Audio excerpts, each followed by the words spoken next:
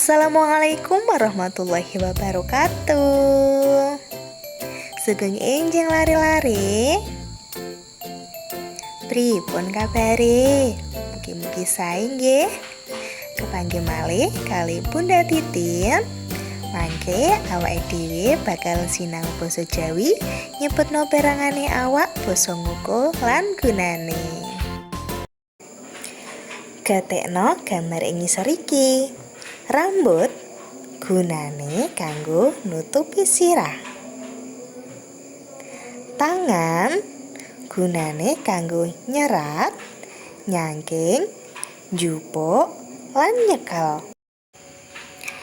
Mripat gunane kanggo ndeleng, ndelok lan nyawang. Selajengipun wonten irung gunane kanggo ambekan lan ngambung.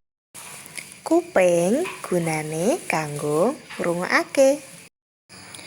Untu gunane kanggo nyokot lan ngunyah.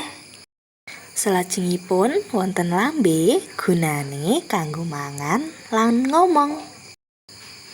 Nah sing terakhir wonten sikil gunane kanggo mlaku lan nyepak.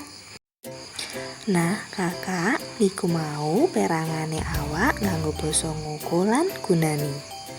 Supaya gampangake sinau, kakak ucapake perangane awak nganggo basa ngoko lan gunane, diulang-ulang nganti hafal.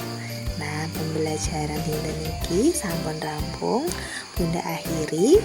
Wassalamualaikum warahmatullahi wabarakatuh. Matur suwun.